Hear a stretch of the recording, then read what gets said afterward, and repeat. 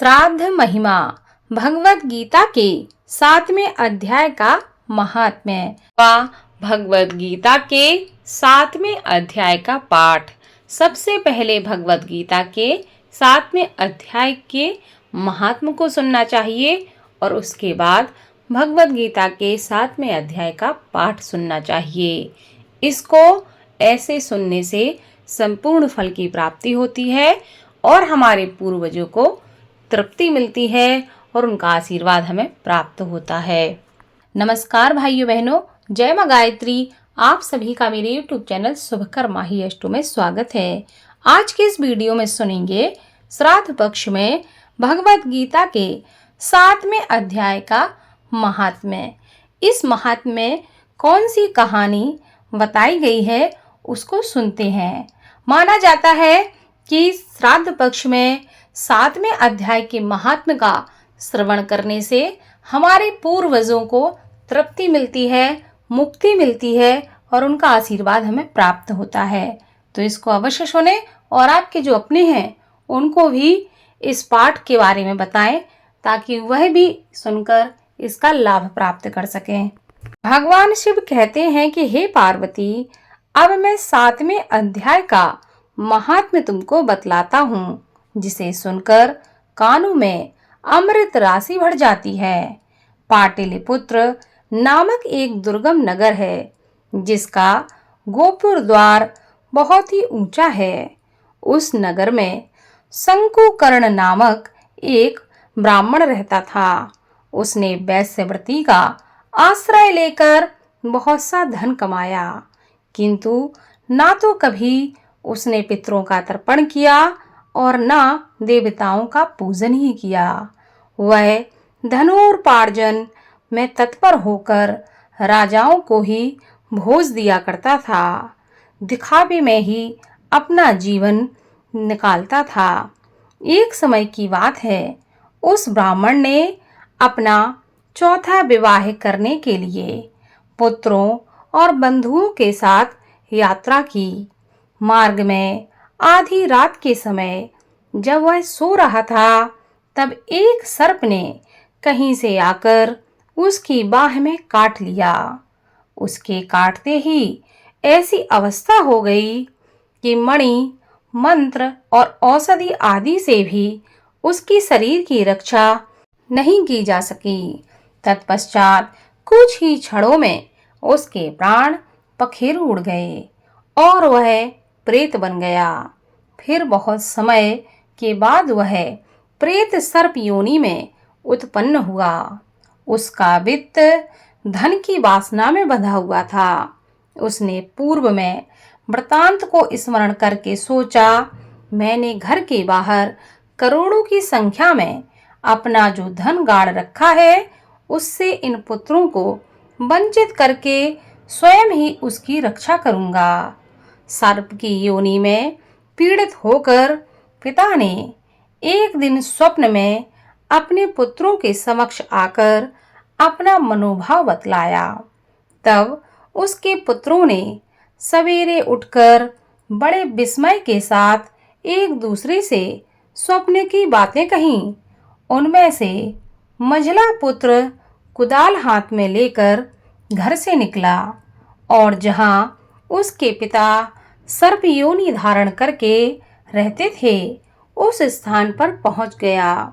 यद्यपि उसे धन के स्थान का ठीक ठाक पता नहीं था, तो भी उसने चिन्हों से उसका ठीक निश्चय कर लिया और लोभ बुद्धि से वहां पहुंचकर बामी को खोदना आरंभ कर दिया। जब उस बामी से बड़ा भयानक सांप प्रकट हुआ और बोला, ओ मूढ़, तू कौन है? किस लिए यहाँ आया है? यह बिल क्यों खोद रहा है? किसने तुझे यहाँ भेजा है? ये सारी बातें मेरे सामने बता। पुत्र कहने लगा, मैं आपका पुत्र हूँ, मेरा नाम शिव है। मैं रात्रि में देखे हुए स्वप्न से विस्मित होकर यहाँ का स्वर्ण लेने के कौतूहल से आया हूँ। पुत्र की यह वाणी सुनकर वह सांप हंसता हुआ उच्च स्वर से इस प्रकार स्पष्ट वचन में कहने लगा, यदि तू मेरा पुत्र है तो मुझे शीघ्र ही इस बंधन से मुक्त कर। मैं अपने पूर्व जन्म के गाड़े हुए धन के लिए ही सर्प योनि में उत्पन्न हुआ हूँ। तब उसका पुत्र कहने लगा, पिताजी, आपकी मुक्ति कैसे होगी, इसका उपाय मुझे बताइए, क्योंकि मैं इस रात में सब लोगों को छोड़कर आपके पास आया हूँ।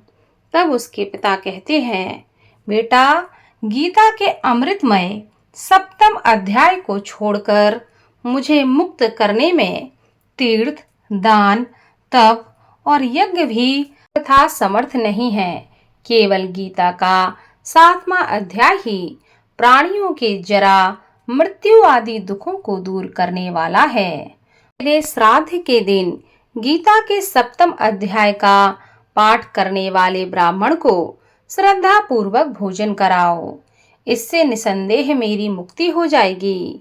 हे वत्स, अपनी शक्ति के अनुसार पूर्ण श्रद्धा के साथ वेद विद्या में प्रवीण ब्राह्मणों को भोजन कराना है।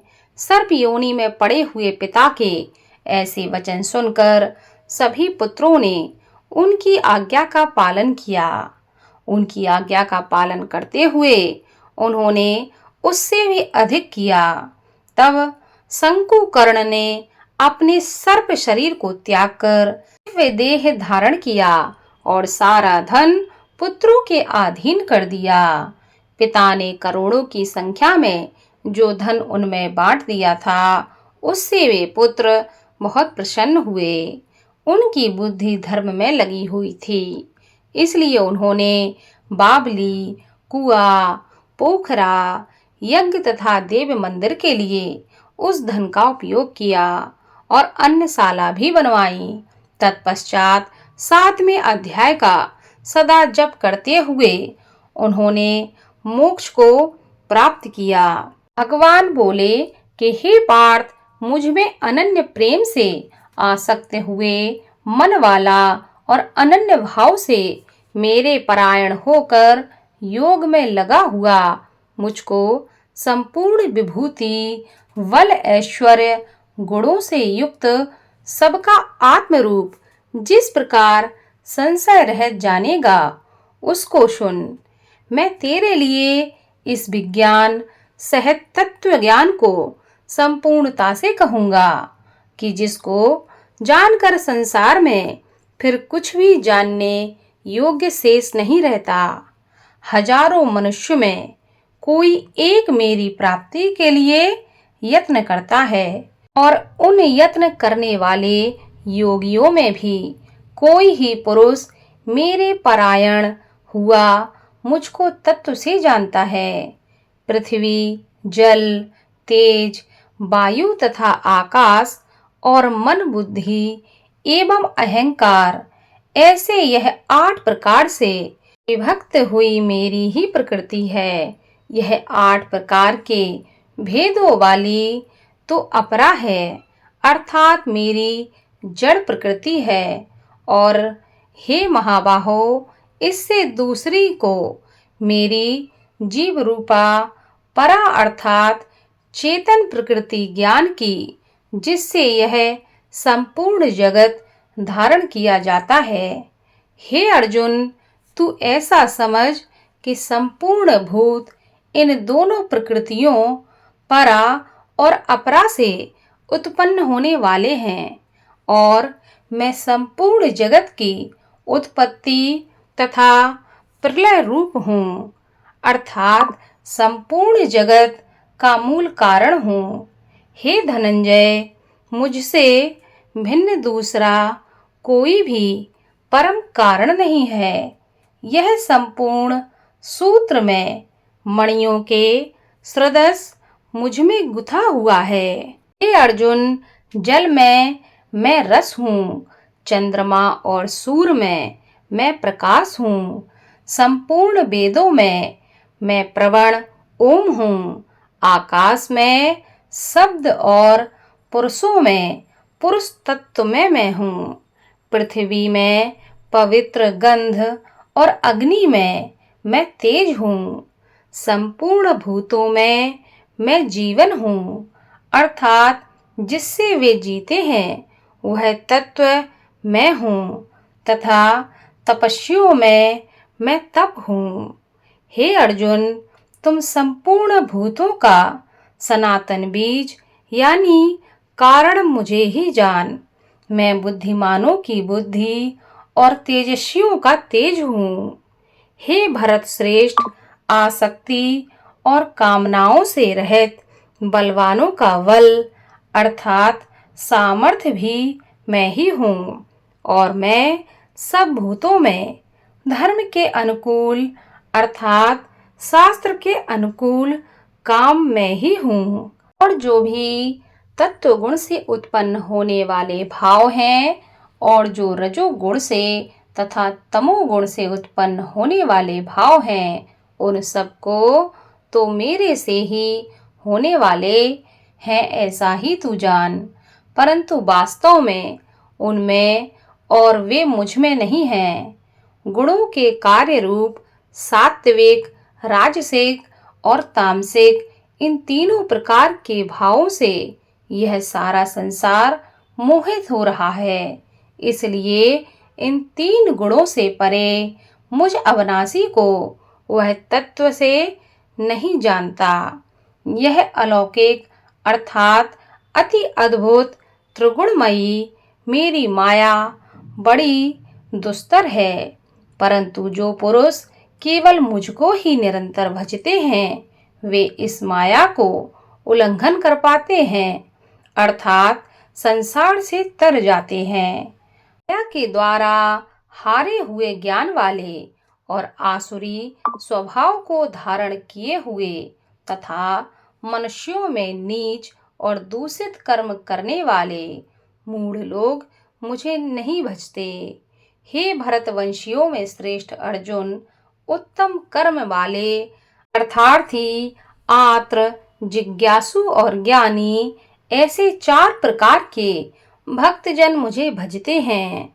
उनमें भी नित्य मुझ में एक ही भाव से स्थित हुआ। अन्य प्रेम भक्ति वाला ज्ञानी भक्त अति उत्तम है, क्योंकि मुझे तत्व से जानने वाले ज्ञानी को मैं अत्यंत प्रिय हूँ और वह ज्ञानी मुझे अत्यंत प्रिय है। ये सभी उदाहरण हैं, अर्थात श्रद्धा सहित मेरे भजन के लिए समय लगाने वाले से उत्तम है, परंतु ज्ञानी तो साक्षात मेरा स्वरूप ही है, ऐसा मेरा मत है, क्योंकि वह मदगत मन बुद्धि वाला ज्ञानी भक्त अति उत्तम गति स्वरूप मुझ में ही अच्छी प्रकार स्थित है। बहुत जन्मों के अंत के जन्म में तत्व ज्ञान को प्राप्त हुआ। ज्ञानी सब कुछ वासुदेव ही है, इस प्रकार मुझे भजता है, और महात्मा मुझे अति दुर्लभ है। उन भोगों की कामना द्वारा जिनका ज्ञान हरा जा चुका है, वे लोग अपने स्वभाव से प्रेरित होकर उस नियम को धारण करके अन्य देवताओं को भजते हैं, अर्थात पूजते हैं। जो सकाम भक्त जिस जिस देवता के स्वरूप को श्रद्धा से पूजना चाहता है, उस भक्त की श्रद्धा को मैं उसी देवता के प्रति स्थिर करता हूँ। वह पुरुष उस श्रद्धा से युक्त होकर उस देवता का पूजन करता है और उस देवता से मेरे द्वारा ही विधान किए हुए उन इच्छित भोगों को निसंदेह प्राप्त भी करता है, परंतु उन अल्प बुद्धि वालों का वह फल नाशवान है तथा देवताओं को पूजने वाले देवताओं को प्राप्त होते हैं, और मेरे भक्त चाहे जैसे भी भजें अंत में मुझे ही प्राप्त होते हैं।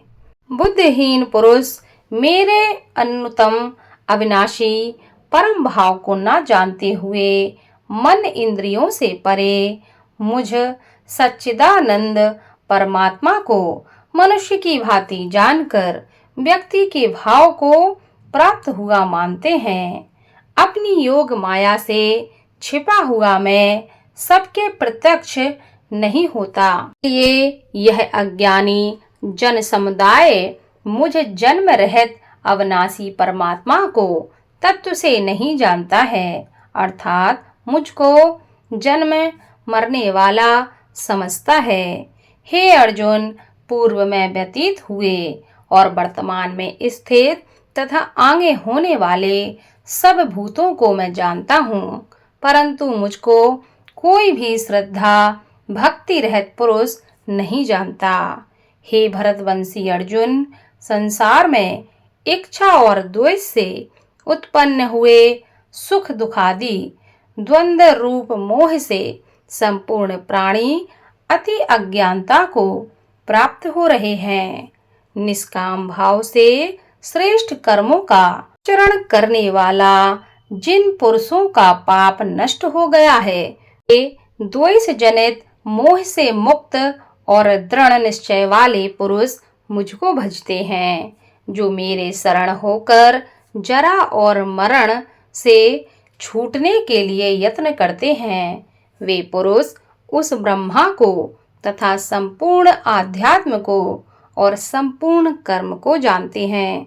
जो पुरुष अधिभूत अधिदैव के सहित तथा अधियज्ञ के सहित सबका आत्म रूप मुझ में अंत काल में भी जानते हैं, वे युक्त चित्त वाले पुरुष मुझको ही जानते हैं, अर्थात मुझको ही प्राप्त होते हैं। इस प्रकार उपनिषद ब्रह्मा विद्या तथा योग शास्त्र स्वरूप श्रीमद्भागवत गीता में श्री कृष्ण तथा अर्जुन के संवाद में ज्ञान वियोग नामक 7वां अध्याय संपूर्ण हुआ।